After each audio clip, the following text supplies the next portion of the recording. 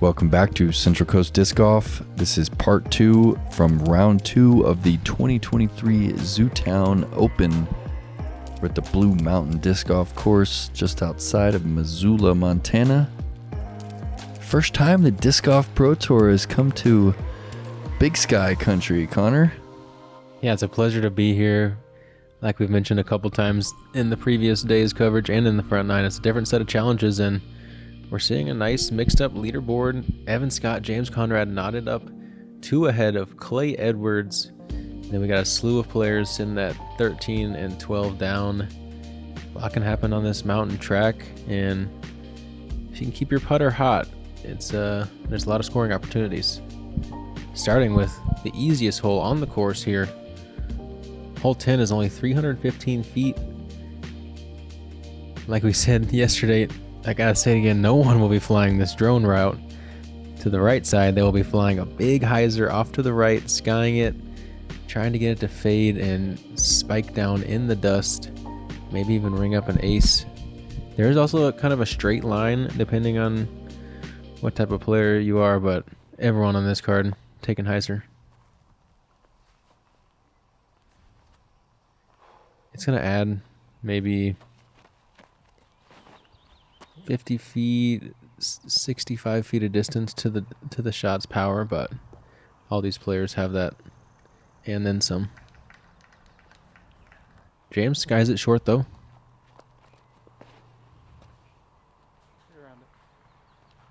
A little tighter for Evan.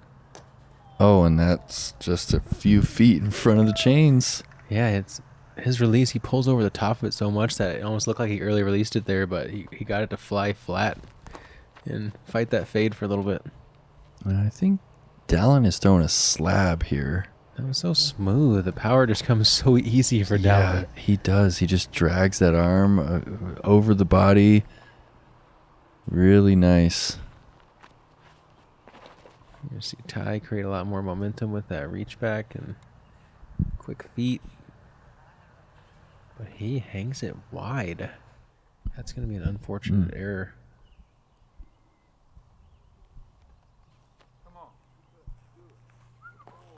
Yeah, Ty's one of those young players who, honestly, his standstill putt range is like 120 feet or something wild. No joke. I practiced with him at Portland. It was like 160 feet. Yeah, it's a skill.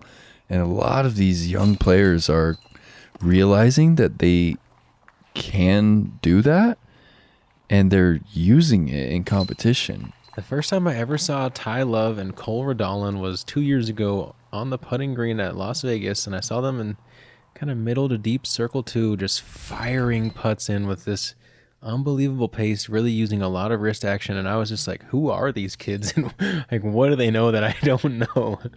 Oh man. Yeah, Cole, Ty, Gannon, like all players that come to mind that can just putt forever. And hole 11, you could take a similar kind of punching hyzer over the trees on the right as you kind of did on the previous hole, or you could kind of take this flex route around this group of Guardian Pines on the left here. We're playing to the long basket. That's the FPO basket right there. This one's pretty flat ground. It's probably true to the 391 feet of distance. How's this one play during round 2, Connor? I'd say definitely one of the few flat ground holes out here. I feel like the last hole is the only one that's a pure hyzer on the course. This is another one that over the top. You got to kind of drag the hyzer. Evan going intermediate height. Yeah, just keeping it simple. Nice flat release there. I believe he's throwing force for that shot. Did see hole 11 play as the 6th easiest hole on the track today.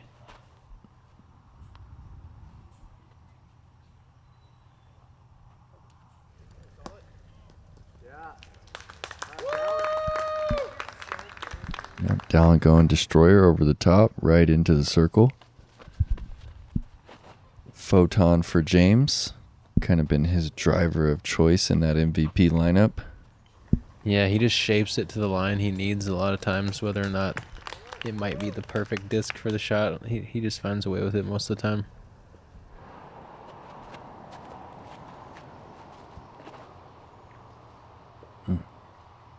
I love his setup.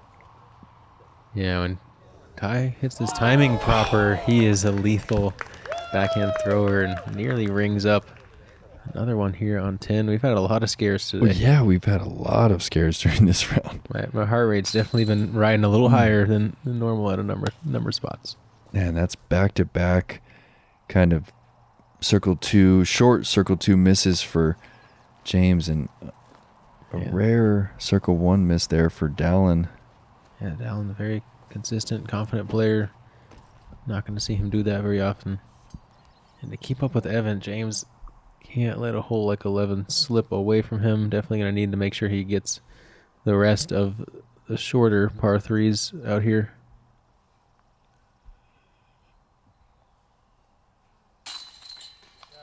I guess everything plays so different. There's shorter feeling-ish power par 3s that play down the hill at 500 something feet, and then there's the next hole that plays 450, but it's really 280.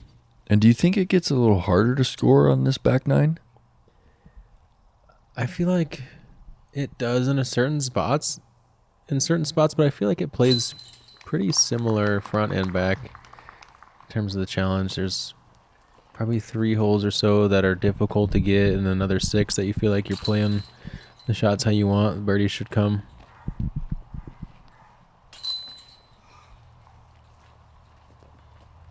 I feel like this opening stretch on the back 10, 11, 12, you can kind of count on throwing yourself to good spots and getting birdie looks on these holes.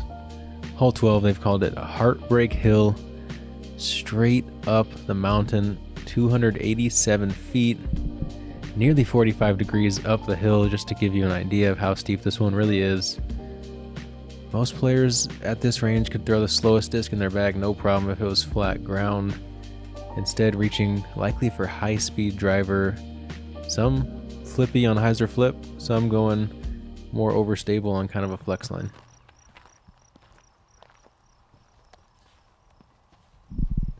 Evan likes that pull over shot, so likely going with that, that medium stability force. Annie to flat there, gets a little ground play, and that's into the circle. Kind of a scary putt. That's a long putt, and a short miss couldn't spell disaster. The rollaways I've heard of on this hole are those of nightmare. And Ty just smokes that drive, and look at it just continue to spin there on the shale. Yeah, what a great line. Kind of a neutral destroyer there for Dallin. The first time I played this hole, I wasn't quite sure how it was going to play. It seemed kind of difficult just because it was so new to me. But as the week's gone on, it definitely is starting to feel like quite the must-get, especially for these lead card players. James going to go a little bit more Annie to flat here. Yeah, nice, tight, full flight. On a 287-foot hole. Park job for Conrad. It shows you how uphill it is, just how much effort these guys put into it. Oh. Wow, strong putt out of Evan up the hill. He just has that confidence. He knows it's going in when he's walking up to his putts. He truly does. His headspace is so good on the putting green. And he has full confidence and gets such good pace on his putt. Squeaks it in, left side. A little less confident looking there for Dallin, but still scrapping together a respectable round so far. Needs to pick it up, though, if he wants to try to stay on lead card for round 3. Man, we're going star frame here on 12. Everyone picking up this must-get. E. Scott, 3 through 3 here on the back. The 13 is difficult, though, so should see some scoring separation. All right, Clay Edwards continues his push. Anthony Barella, Jake Mon playing some good golf, moved to 15.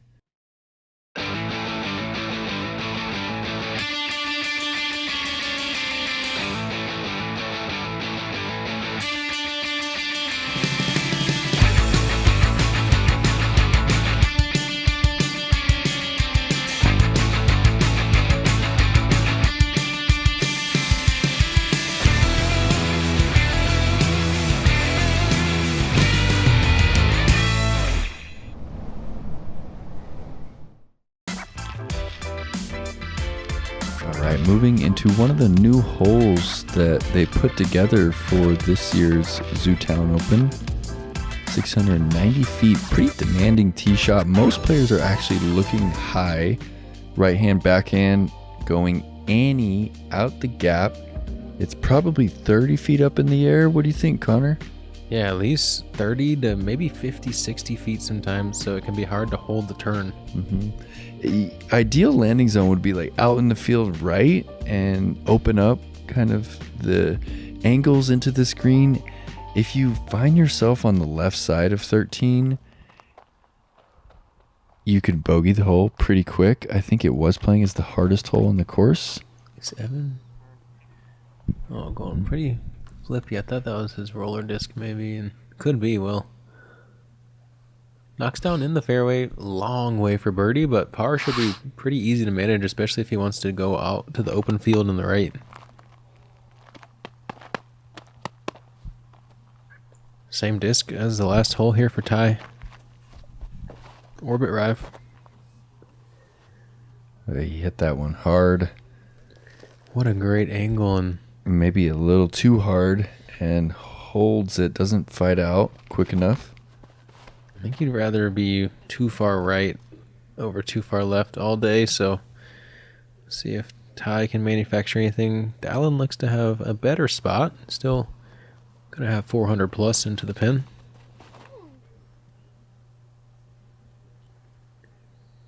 James looks like he found a good shape, but just catches the last trees before he's out into the open.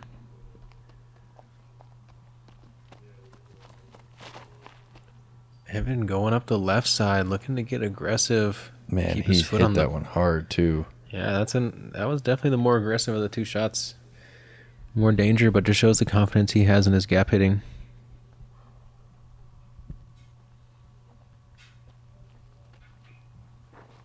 James, arguably the best player in the world with a full swing, while his arm is close to hitting a tree.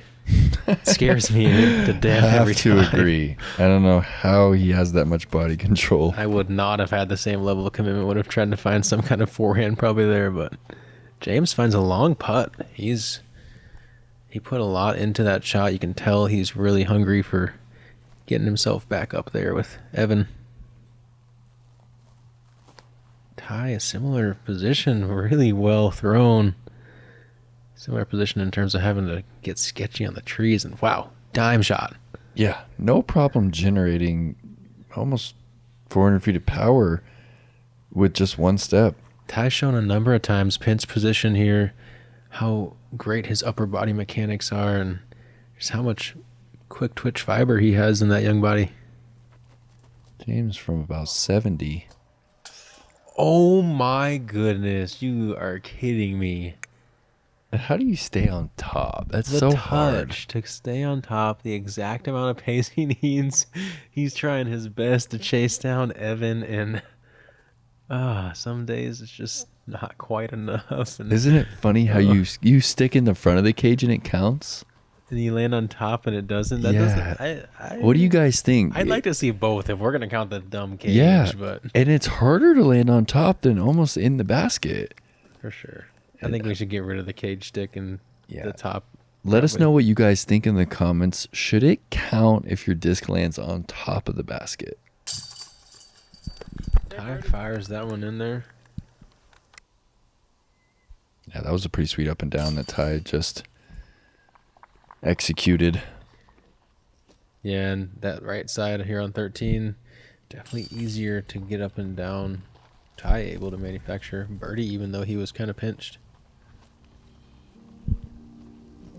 And there's a look at Mr. Nate Perkins out there in the field, live in the flesh. Hole 14. Pretty open par 4. 705 feet, gradually up the hill on the second shot. First shot plays kind of level ground, maybe even a touchdown. Not the 7-point kind. And there's a few really well-placed trees on this first shot that make you shape a flat line that fights the fade till late in the flight. Unless you really are trying to play a towering flex shot or even a wide flex hyzer to the right side of the big pine tree, you'll see shaping the right side of the fairway.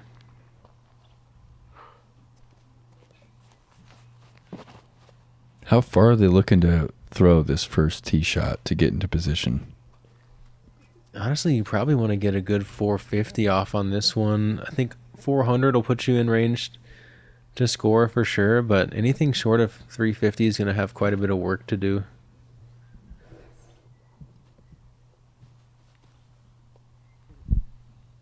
Evan hanging that force out wide. Maybe a little too nose up, not quite getting the D. Dallin also lining up that wide shot. Seems to be probably the safest line. And just showing you guys, even though that straight gap's right there, it does take some skill. Some of the best players in the world electing to just play it wide of it.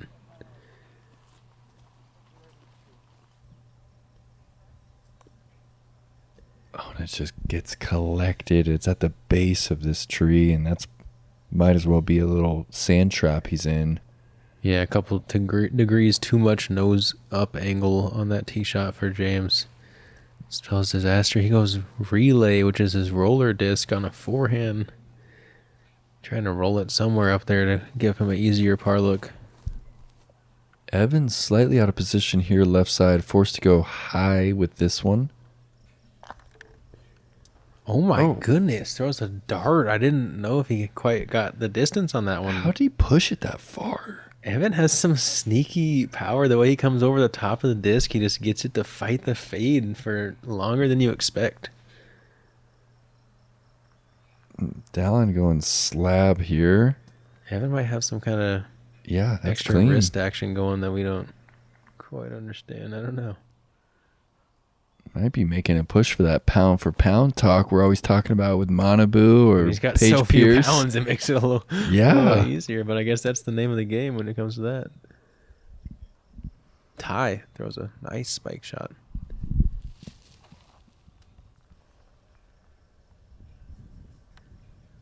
And the mountain man fighting through off of the knee. Gives himself a makeable putt. Circles edge. Maybe just outside. This is another one of those greens where the mosquitoes are just wrecking you. I thought one was just on me right now. It's in the coverage. Triggered. Oh no, and that's unfortunate. James just so close on the last few holes, feeling the frustration. Feels like he's doing so much to earn the score, but just not quite able to get what he deserves in his mind. Yeah, that's really unfortunate after the little air bounce to put James at circle's edge and doesn't connect. He's going to take his first bogey of the back while Dallin cards the bird. Ty and Evan are here for birdie as well. That's 4 straight for Ty, and all of a sudden his round is back to life. No, he's in this game. As Evan's in here for birdie, Ty's 3 back. James now 4 back.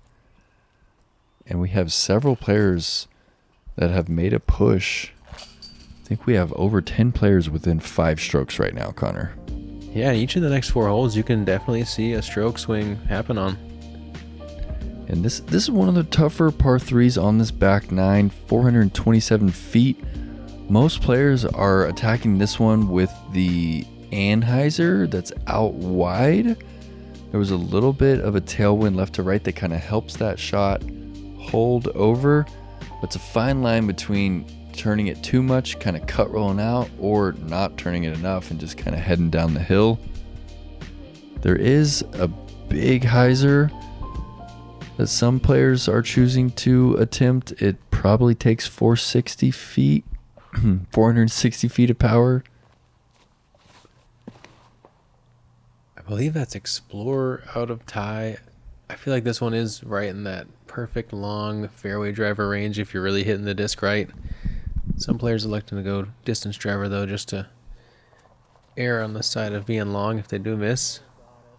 I think this might be a nuke for Oh no. Evan, and that's just not enough ante out of the hand. Kind of stalled it and it hyzers out, but that's all safe over there, right?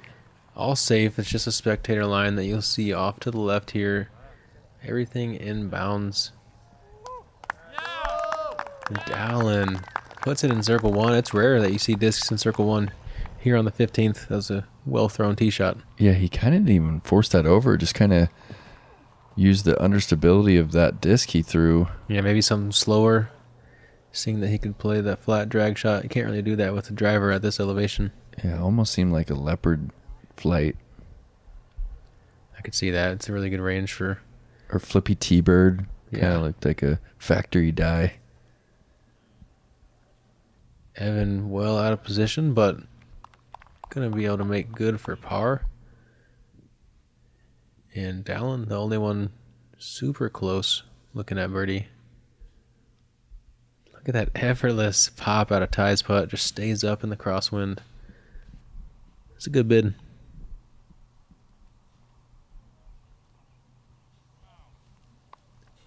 Another shot for James where he just makes you a believer for a second and just not finding the bottom of the bucket.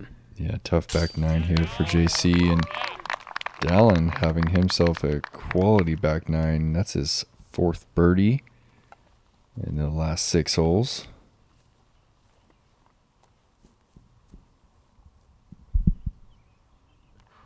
Every hole out here at Blue Mountain requires something a little bit different, and they all have a nice nuance to them. I think it's been a fun challenge so far this week.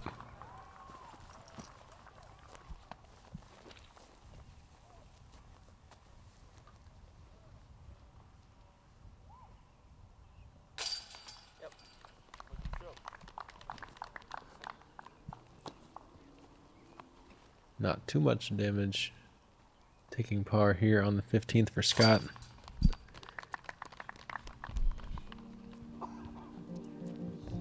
All of a sudden, James has fallen back a little bit. Tough back nine so far.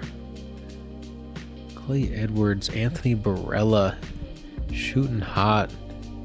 AB currently tied for second. Hole 16. It's a par 3. Gradually down the hill at 374 feet. If you're playing backhand on holes 5 and 6, maybe take that same disc and play that same kind of shape.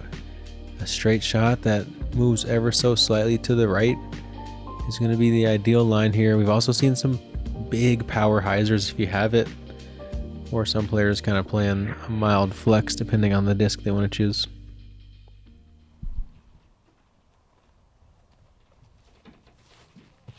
MD3 here for Dallin. Needs it to hold up into the air. It's kind of easy to do that here on this hole. It's so touchy because you know if you miss chain high, you're going to be 60 feet long. So you really have to perfect the height. Ty going huge wide hyzer. Yeah, this takes a lot of power. And he just catches the last group of trees on the right. I didn't see too many players attempt that one. Yeah, so far we've only seen Ty and Kevin Jones play that one. Definitely two of the longer players in the tournament. Oh, and I think that's a buzz there for Evan. And he's just outside the circle. That's the range that he's been pretty solid from this tournament. And that's a good side of the green to be putting from. He's putting up the hill. Even if he commits and misses the basket entirely, he's going to have a pretty close comeback. James, early release on that hex shot. Another forehand from him. Oh, no. Yeah, tough back right now for James. He's going to have that for par. Ty putting down the hill. This is a scary putt. He commits. Still lengthy comeback for par.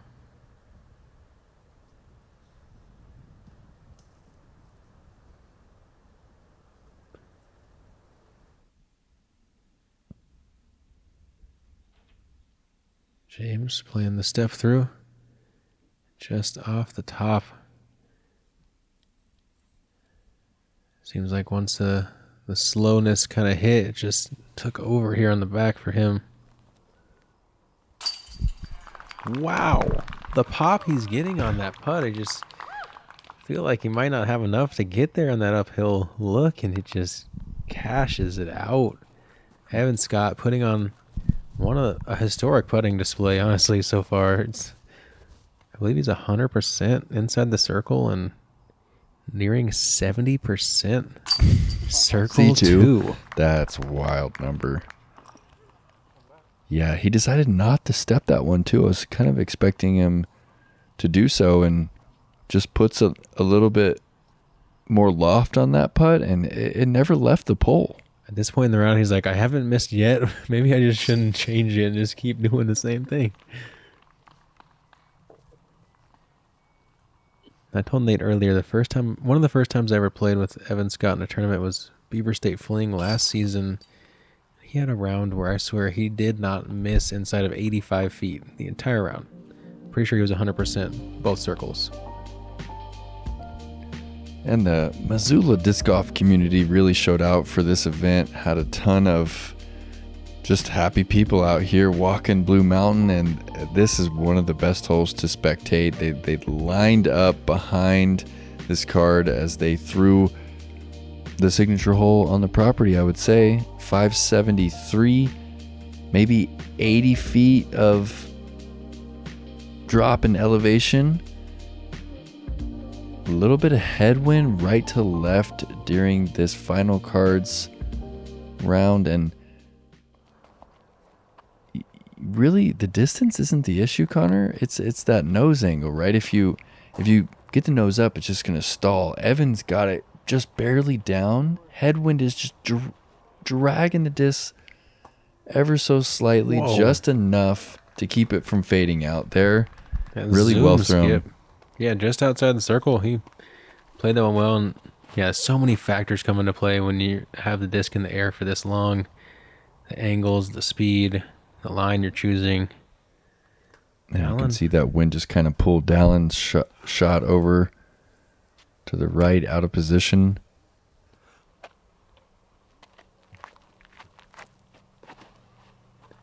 Ty playing that hyzer. You see him look down. He knows maybe it's just a little bit shy, not quite the flatness he needed. And it's just that's a fine line. Just a few degrees off. You get that little bit more nose down. We're talking maybe a degree of nose angle down, and he's parked there. It's such a fine line, like Nate said. Oh no, James bounced off the top yesterday. Looked like he was tracking most of the flight and just died out late. Finds himself inside the circle. So much fun to watch that full flight down the hill, though. Man. Never forget this hole once you play it. And, of course, I mean, have you seen the Colton Montgomery ace on this hole? So sweet. Yeah, this hole's legendary. Dream ace. A couple dream aces out here at Blue Mountain. Evan Scott, he is a putting god right now. This guy. He's not even smiling either. He's just like, that's the what most I'm doing. Focus I've probably ever seen on Evan Scott's face. And if he can keep that fire rolling, he is going to be hard to touch out here. Well, he's got 5 on the card now. And these guys aren't playing terrible. They've had some slow moments, but James' first birdie in quite a while. It's been a rocky stretch of 4 holes for him.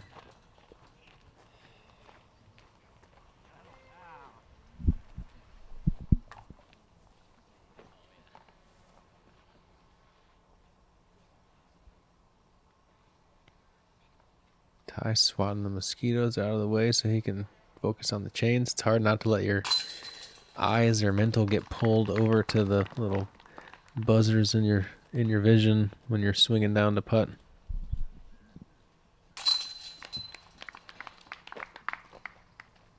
It did rain late last night. I said yesterday maybe a quarter stroke added for mosquitoes. We'll say today 0.35. And here we are on the 18th.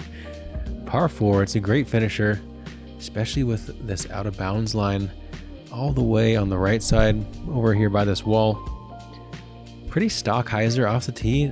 Almost a mindless shot for most of these players. But you do want to make sure you find yourself somewhere right around here where that bag is.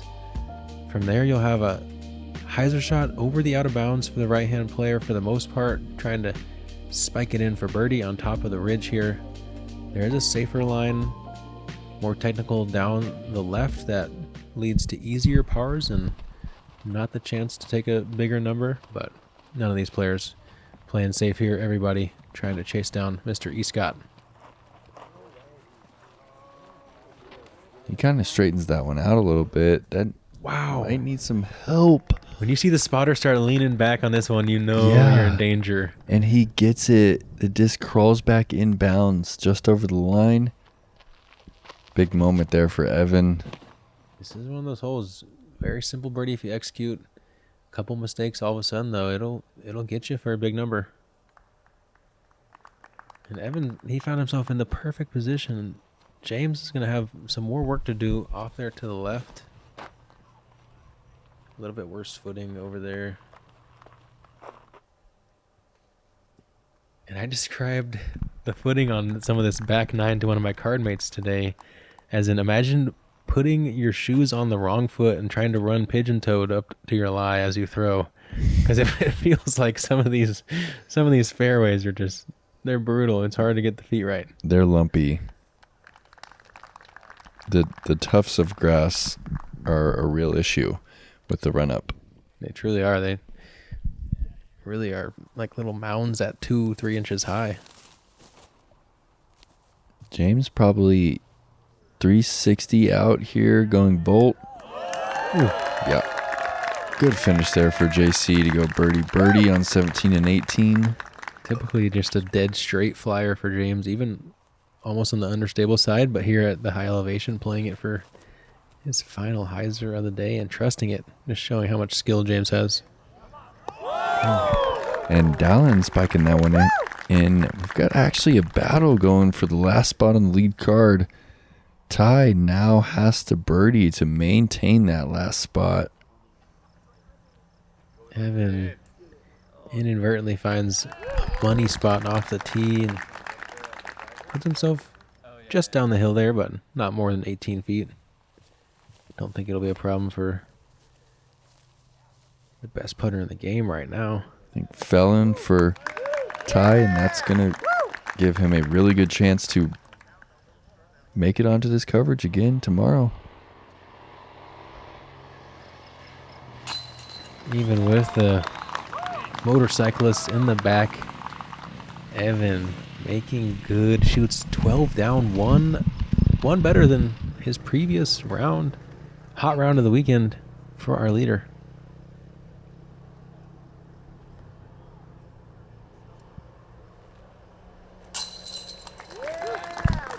Yep, nice rally there from Ty on that back nine, shooting 5 under on the last 8 holes. Yeah, excited to call the shots for Ty again tomorrow as he finds himself on that lead card.